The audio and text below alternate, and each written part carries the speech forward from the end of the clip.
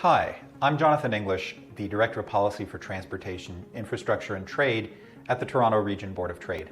The Toronto region is the fastest growing urban area in North America. Our economic potential is vast, but the region's congested roadways and transit could put the brakes on our economic growth, especially as we come out of the COVID pandemic. Even before COVID, $6 billion a year was the cost in lost productivity of congestion. That figure is expected to increase to $15 billion by 2031. That's why the Toronto Region Board of Trade is examining the region's transportation system and developing concrete proposals to make it a world leader. We covered knocking down the fare and service barriers between different transit systems in erasing the invisible line, and we discussed building a world-class regional rail network in getting on the right track, both available at the link in the description below. While the region is working on building over 100 kilometers of new rapid transit, building transit-oriented communities, and expanding roadways, without strong local transit connectivity, these major investments will never reach their full potential. When you look at a map, the region's transit routes go everywhere.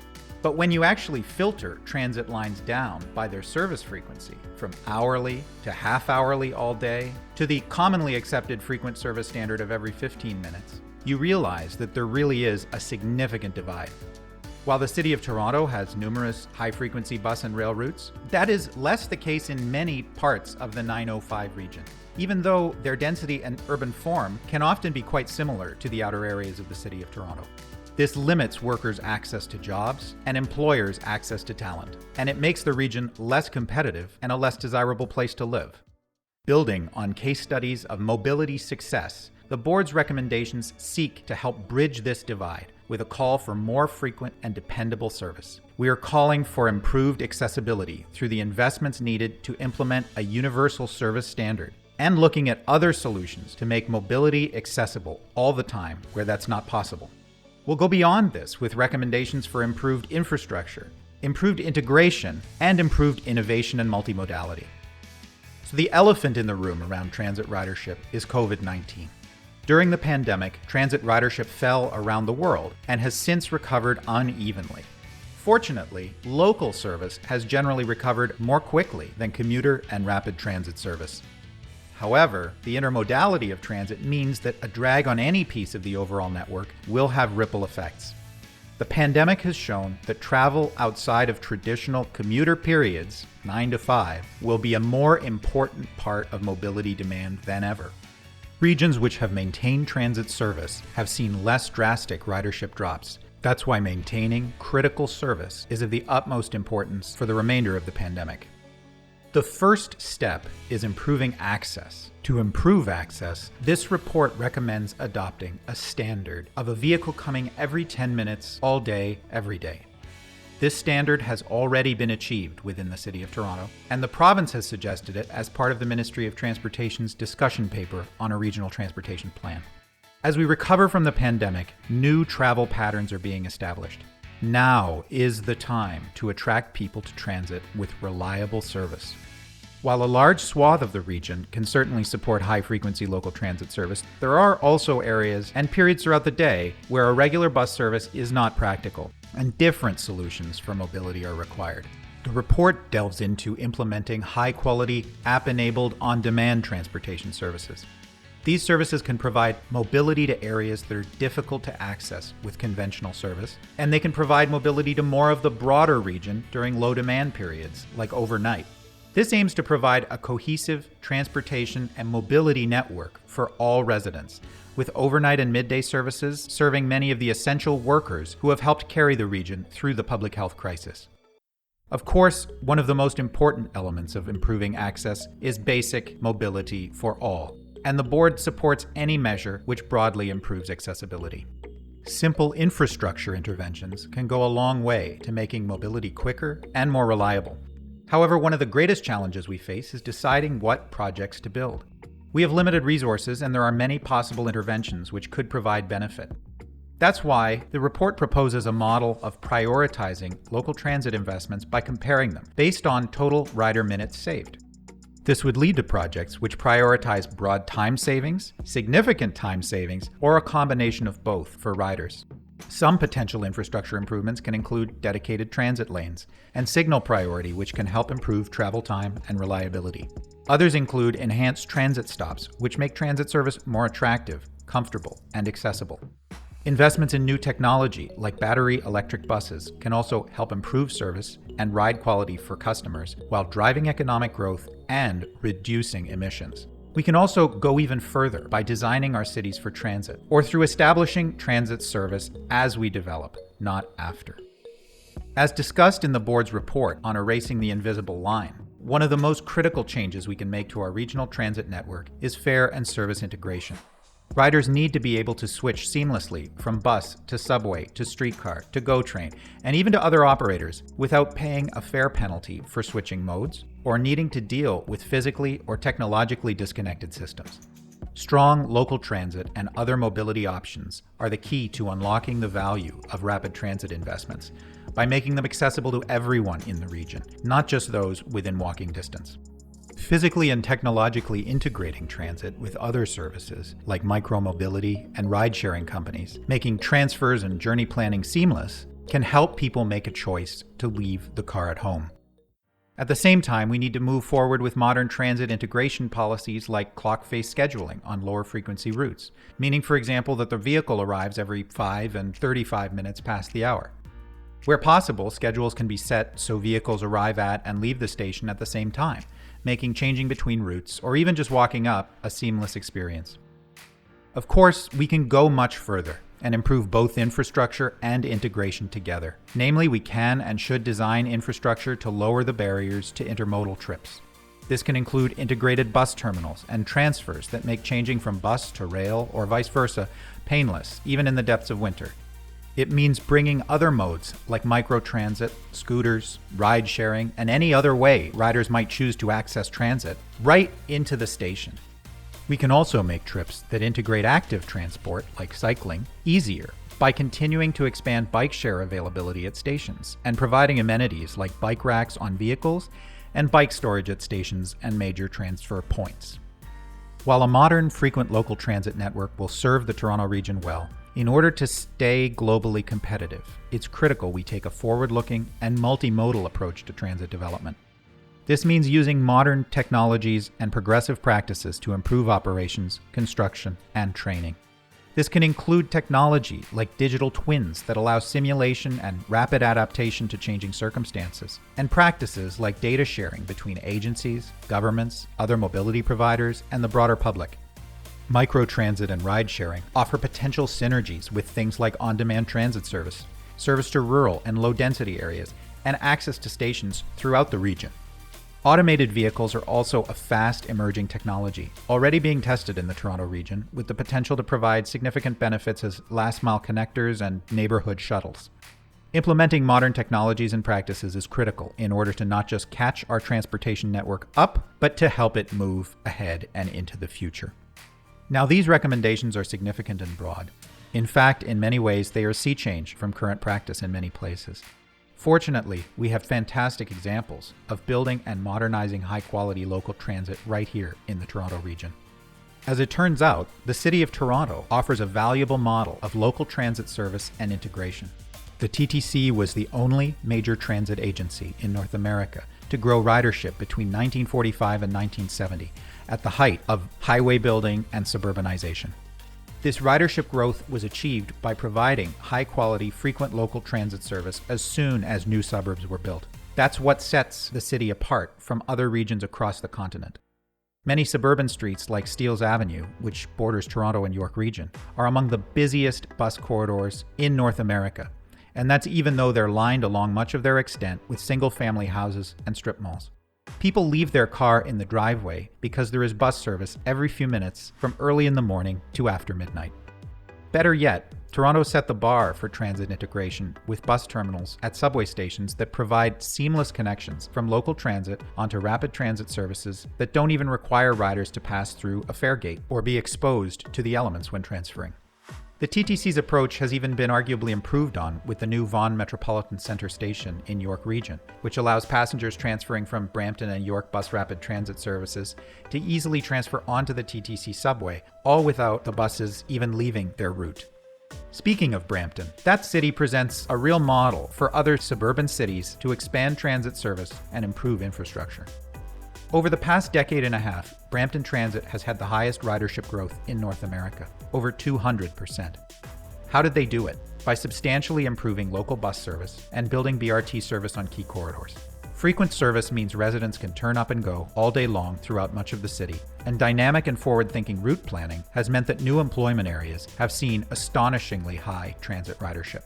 Beyond frequent service, Brampton has also implemented its Zoom premium bus service, which provides high-quality BRT service with slick modern buses and enhanced stops that stand out on the streetscape. Better yet, Brampton will be able to build on this with its portion of the new Hurontario light rail line. Just south of Brampton in Mississauga, investments in bus infrastructure like the Mississauga Transitway have helped augment and turn local transit service into rapid transit between the massive Pearson employment area, the second largest employment area in Canada, and Mississauga City Centre. For on-demand transit, we can look east to Durham region, which through the pandemic has reformed its transit network with a new model that guarantees a bus every 30 minutes all day on corridors where there is sufficient demand, paying for it by converting low ridership services to an often more appealing on-demand model. You can book a seamless trip through apps, so you can have an on-demand vehicle waiting for you as you get off the bus or train. This kind of on-demand service expands overnight to cover the entire region, providing a service that can be used by essential and night economy workers. Durham also presents a model for integrated last-mile transit, with many DRT services providing convenient connections to the Lakeshore East GO line, including with clock-face scheduling. You can read a lot more about all of these by checking out our report at the link below. But these case studies show that new mobility options can persuade people to leave the car at home, no matter where they live in the region. The challenge is making these options attractive to people with better service, better infrastructure, better integration, and better innovation. Now we'll hear from Jan De Silva, CEO of the Toronto Region Board of Trade, who will introduce a discussion with transit leaders from Deloitte. Hello, everyone. I'm Jan De Silva, President and CEO of the Toronto Region Board of Trade. You just saw some of the key takeaways and action items from the board's latest report titled Next Stop, Building Universal Transit Access.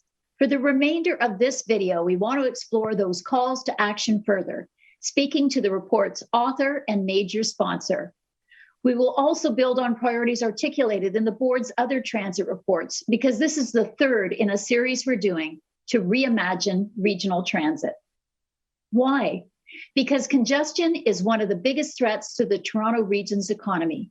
Before COVID, our region had some of the most congested roads and highways in North America, and that's only gotten worse during the pandemic. Despite more people working from home, the sharp increase in e-commerce and delivery, coupled with misplaced anxiety about COVID on public transit, has added vehicles to our already gridlocked streets.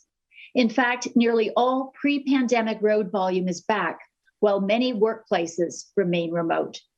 We're not talking about pockets of traffic. We're dealing with widespread, record-setting congestion that costs our region as much as $6 billion a year in lost productivity and disrupted supply chains, a figure that's set to grow to an annual $15 billion in the next decade. And that's on top of the emissions generated by these cars and trucks idling on the road. Our governments know this is a problem, and to their credit, are investing billions in transit infrastructure. But these investments often deal in individual projects, like a single new station or line extension. To attract new transit riders and keep them out of cars, we need a truly regional system, one that reflects how people live and work across the 34 total municipalities in the innovation corridor. So we at the board are pushing solutions. Things like capitalizing on miles of existing rail and integrating service across different transit agencies. But none of that matters if we can't get people from their door to transit stations and hubs. We need a strong network to feed people into regional transit, and that's where this report comes in, articulating what makes local transit successful. Here to talk about the report is its author, the board's own Transportation Policy Director, Jonathan English. Jonathan will have a conversation with representatives from the report's sponsor, Deloitte. Deloitte has been a major contributor in bringing international expertise to this issue. And here from Deloitte is Maya Caron, their senior manager and transport and climate lead, as well as Richard Noble, a partner at their capital projects group. Together, they help transit leaders and other clients develop and implement solutions to complex business problems. Thank you both for being here. Over to you, Maya. Thank you, Jan. And thank you, Richard and Jonathan, for joining in for our discussion today. Let's get into the first question. When we think about better transit, we often have a builder mentality, talking about building new rail and new transit stations. This report suggests that it's not the only thing that attracts and retains riders. John, can you talk more about this? Yes. So what we really need to build is a network that provides mobility and access to people right across the region so that they can make journeys when they want to make them, where they want to make them, to and from. So, yes, that does mean this impressive rail and other rapid transit backbone to get people on the highest capacity corridors moving through the region, to move people from one region to one part of the region to another. But in order to actually make that backbone useful, it needs to be embedded in that network of reliable, of attractive local transit service and other mobility solutions. So this is what riders and customers really value when they choose to move. They need to be able to travel when they want to, and they need to be able to travel where they want to. And that's why in this report, we've really talked about different solutions to making transit universally accessible. Thank you, Jonathan. I think that especially in today's landscape, a recent consumer survey that I read said that people, compared to 12 months ago, people today are feeling more home-centric, but they're seeking those in-person interactions with a clear need to rebuild social trust and begin to travel. So I think that having that customer-centric conversation is so important today. So speaking about putting the customer at the center and focusing on what they value and when they choose to move, can you share an example on what that is and what the transit experience could and should look like because of it? Yeah, well, so, building on that basic element of frequency and span of service, it needs to be available when and where you need to travel. There are also a lot of key and simple and relatively easy to implement or quick to implement infrastructure investments like dedicated transit lanes, making bus stops more attractive and more usable. We've seen this in the Toronto region, in York region, for example, with the Viva BRT network that's been built, in Brampton with the Zoom BRT network. They have attractive bus stops, decent environments for people to wait, even in bad weather. And also the lanes allow people to move more quickly and schedules to stay more constant, even at peak periods of demand. It also means making transit as convenient and easy to understand, making routes come right into the rail station, for example, making other modes of whether it's micromobility or cycling come right into the rail station, so that people can make multimodal journeys and make those connections between modes as quick and seamless and as comfortable as possible. And I think you've hit on a really key theme there. It's integration of modes, getting multimodal and truly achieving integration. The integration also extends to aspects of the customer experience from just the fare side of things. To get a truly integrated network, we're going to have to see fare and service integration across multiple networks. And I'm very encouraged to see things like Metrolinx in its look ahead at how it will approach Presto. You're starting to do putting fare and service integration as a key pillar of their next level of development that they're putting in place.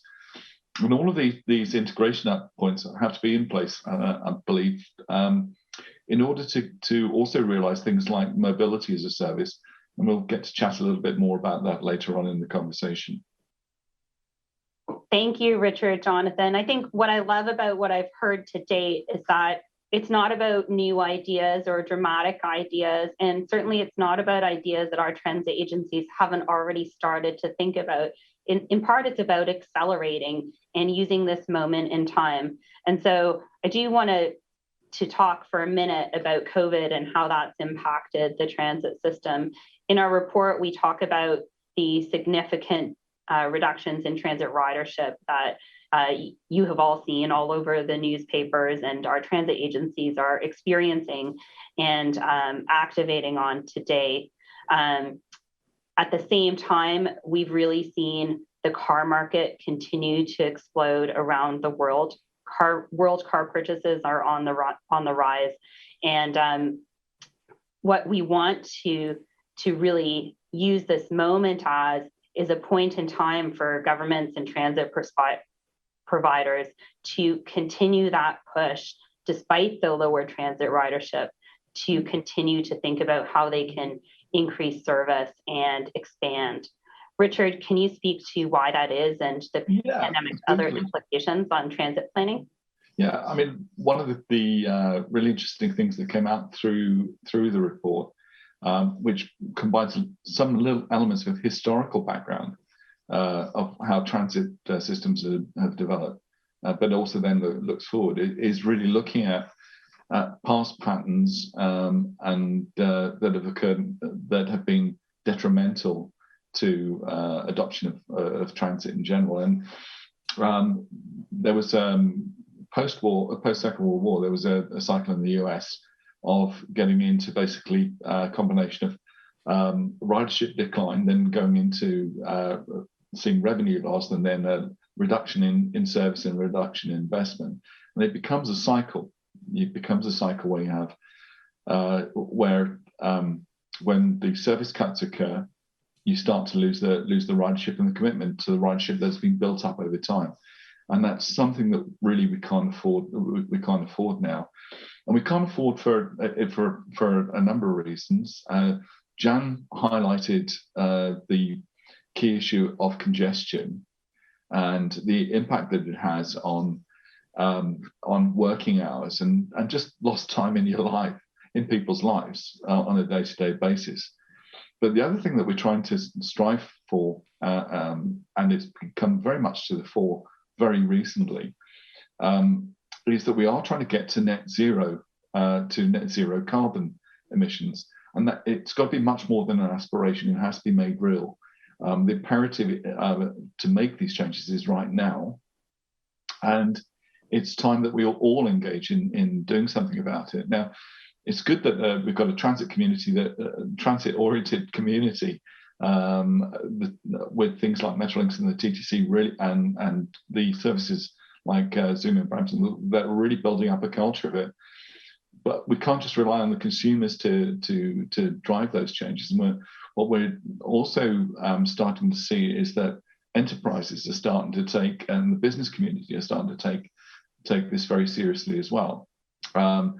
So this means things like creating incentives around using transit as opposed to the your common or garden automobile to get you to and from places, reducing things like incentives around parking, and then saying how do we attract more riders through incentives to use the transit with corporate employers.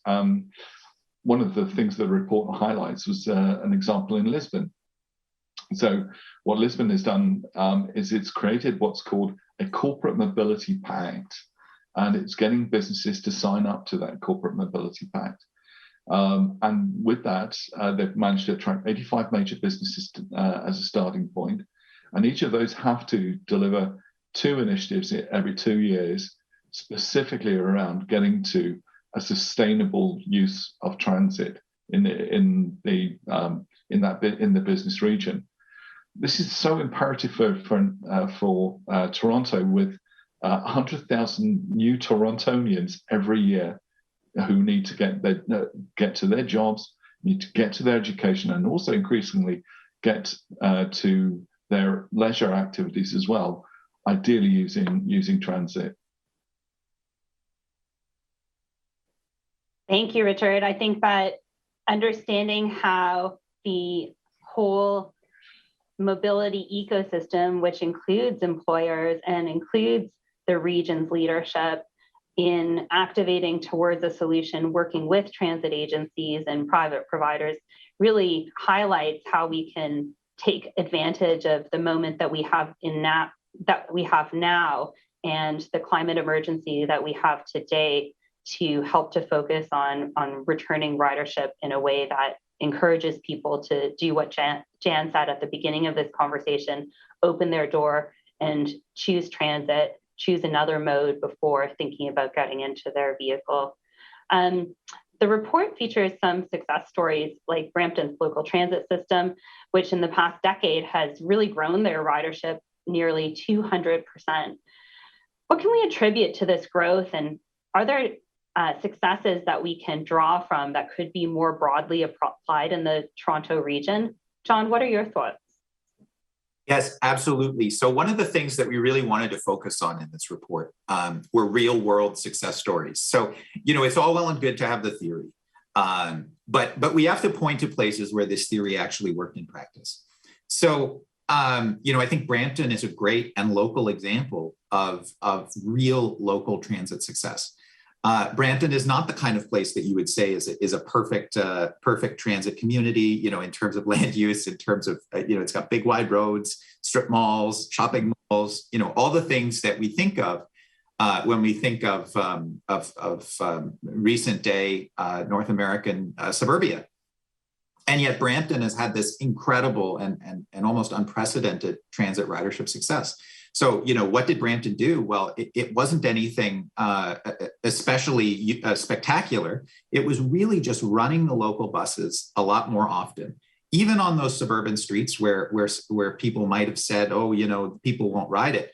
Well, as it turns out, they did. Once that bus was coming every 10 minutes, every 15 minutes, once it was coming all day, and once they built that ridership, they started to upgrade the infrastructure as well. They started to build nicer bus shelters. They started branded BRT service, the Zoom service that they have. And as Richard talked about that vicious cycle of service cuts and ridership declines, what Brampton saw was a virtuous cycle of more and more people coming to transit, starting to ride, and then that justifying in turn those infrastructure upgrades and those further service increases that attracted even more riders. So we saw this really big success story right here in the GTA. And it's a model that, for example, with our call in the report for a universal 10-minute service standard, we're really talking about exporting that model throughout the region. So, we talk about in the title of the report, a universally accessible transit system. Universal transit access, what does that mean? Well, what it means is that you can take transit for any of the types of journeys in your life. It means commuting to your 9-to-5 job. That's important. But it also means commuting to your job that isn't 9 to 5. You work at a restaurant, you work at a hospital. We've heard a lot about essential workers, and throughout the pandemic, the routes that held up their ridership the best throughout the GTA were the ones taking people to medical centers, to logistics facilities, to distribution centers. Those kinds of employers are always going to exist. And they don't necessarily work a 9-to-5 schedule. It's also about serving, visiting your family, visiting your friends, going out for dinner, the kinds of things that we need to revive the visitor economy that has taken such a hit through the pandemic. So, the success stories that we highlight they all have something in common. It's that guaranteed, reliable service from anywhere to anywhere. Whenever people want to travel, and I think when you read through those success stories in the report, you'll see that that is a proven approach that can be implemented relatively quickly. Given the really tight timelines that we have in a climate crisis, and really get people to choose transit, to not buy that extra car, to not get a car as soon as they turn 16. and live a lifestyle that doesn't just rely on the car, which we just can't accommodate with the infrastructure in terms of roads that we have in a region that's growing at 100,000 people a year. I like that you brought up the economy, Jonathan, because I think that's one of the key things that we should be thinking about here. Investing in transit, it's not only about thinking about better climate choices, but it's also actually about building our region's economy as a whole and making sure that our region is successful. And when we talk about these ideas that we realize and know require investment, it's to make sure that we have a strong and prosperous local economy. And so that's part of the reason that this conversation is so important. Transportation agencies were really in the process of making mobility systems more seamless, sustainable, accessible, affordable, and safe before COVID. COVID came, and some of that continues. Let's talk about tech-enabled transit. What are the fundamentals of good local travel that are the same as decades ago? The fundamentals of good local transit are the same as decades ago, frequent and all day. But we do have new innovations in the space that can help us to achieve some of the objectives we've talked about today. Richard, can you talk about some of those more recent innovations? Yeah, I'd start by saying what John said earlier is also still very true. Some basics need to get put in place. If you can design bus stops to be more attractive, more comfortable to use. If you can design interchange, that also helps. But the tech enablement is fundamentally getting to some of the flexibilities that's required in order to achieve true integration across networks and across modes of transportation. The advent of digital twins is it's often viewed as a very new innovation in design and engineering, but digital twins and concepts and simulation concepts have been around for decades in other industries, and they are now being adopted. I think the key differentiator of how digital twinning concepts, where you simulate a network, simulate different modes coming together, and then executing a ridership flow, sometimes between stations, sometimes actually within stations. Digital twins in the transit sector really are looking at taking a customer-centric, passenger-centric approach to the analysis that they provide. In the past, it used the planning systems and solutions took ages and ages and ages to churn over things, and forecasting ridership and network effectiveness over multiple decades. We're now getting to the point where digital twins are allowing us to do near real-time control scenario evaluation, which pleases me as an old control engineer to see this. But what this means is that they're able to dynamically change aspects of a network almost real time, to deal with congestion issues, to deal with if there's a fault on a particular rail vehicle, how you replan routes and then avoid making a problem worse as well. So digital twins are this new simulation technology, or this morphed simulation technology, is really starting to take off. Another thing that's really taking off is your humble handheld device, and the apps that are going on there are starting to get us towards the point where we can truly realize mobility as a service. Going back to Jan's, I leave the door and then I want to get to point D via point A, B, and C in between. You want to make sure that you can do that effectively and achieve connectivity between those different modes, maybe through different service providers. So we're really at the launch point for mobility as a service, and it's really, in fact, one of the most exciting aspects of the transit sector right now. but again, tying it back to passengers. John, you're also strong on things like micro mobility and related planning and scheduling. Was there something you wanted to add on that? Yeah, for sure. And and I think what you said is so important. We have these, in many ways, incredibly powerful devices that a very large proportion of the population have. And so, there's a real opportunity for transit to take advantage of this the way that so many other industries have. And maybe in some ways the technology has finally caught up with the sort of visions of the future that we've talked about. We don't have the flying cars yet, but we have the opportunity to adjust things much more rapidly than we used to have with the kind of ubiquitous computer technology we have.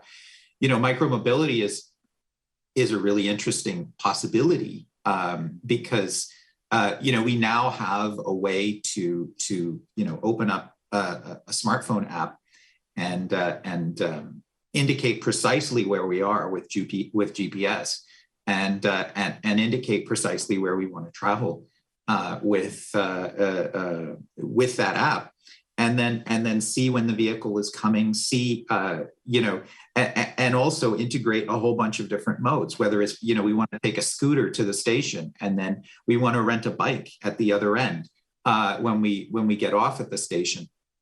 That is something that certainly is within the technological realm of possibility now, which it wasn't 15 years ago. And in many places, we're starting to get there a little bit in Toronto, but, in Berlin, for example, the app that they have, every transit and mobility provider is sort of required to be on that app. So yeah, you really can book a scooter, book a ride share, book potentially a shuttle service, and then book a rail trip or check the schedule for a rail trip or a bus trip, all quite seamlessly. And integrating all those things together really is what it's about in terms of creating rider choice, because having that information is absolutely critical. But then to bring it all together, it's great to have an app saying when the next vehicle is coming. If the app is telling you the next vehicle isn't coming for 47 minutes or 93 minutes, it's just not going to be attractive to the rider. So tying that all together with good information, with good integration with other modes and operators, with actually consistent and reliable service when people want to travel. Those really are the kind of foundational ingredients to allowing people access to jobs wherever they want to work, or employers access to talent from right across the region. And so, yeah, as Maya said, this is a critical economic question as well as a critical environmental one. I'd also add that one of the enabling things that's coming into the programs that are being designed to get certainly the larger infrastructure in place is concepts of systems engineering and system of systems engineering, which reduces the complexity and improves the probability of being able to build this complex network of multiple systems and make them work effectively. And that also featured most recently in how, again, Metrolinx is attacking the Go expansion program going forward. So it really seems like the time is now. The time is now. We've got the environmental imperative. We've got a number of enabling technologies. We've got the drive and the passion to actually go out and do this. And I think we've got with COVID, ironically, we've now got the stimulus, the disturbance in the force that's required in order for us to actually start to really push this to the next level. Maya. Thank you, Richard, Jonathan. I'd love to leverage one of the points and maybe link one of the points that both of you made in the last conversation, really around using recent innovations, and linking micro-mobility with those recent innovations. One of the examples in the report is really around how successful the integration of an e-scooter program was in Europe. And it was because they took the e-scooter planning routes and really applied the exact same planning and scenario planning that they would to buses and trains, and applied it to micromobility. And so part of the story that we're having, or the conversation that we're having here today, isn't about new things that we're doing with new technology. Part of it's about thinking about how we can apply existing technology, leveraging existing tools and digital twins technology that exists today, and bringing in that bigger picture of mobility into the conversation. I want to thank you both for having this conversation today. I think that as a parting thought, I might share a couple of thoughts from the conversation today. There's no secret that transit revenue has decreased over the last few years, and the industry did not fail. Return to ridership continues to be critical to our everyday life. There's no secret that we are in a climate emergency today. We don't have time to wait and see how people will return to work and when they're comfortable to do so. Let's double down on transit, use this opportunity to be human, use technology to address the human needs for safety in that return, and continue to form partnerships so that we can create that strong economy that we talked about today. Thank you, Jonathan and Richard, for our conversation today. To read this and other board transit reports, click on the link in the description below, visit bot.com, and select transportation under policy and advocacy. Thank you all for watching, and have a great day.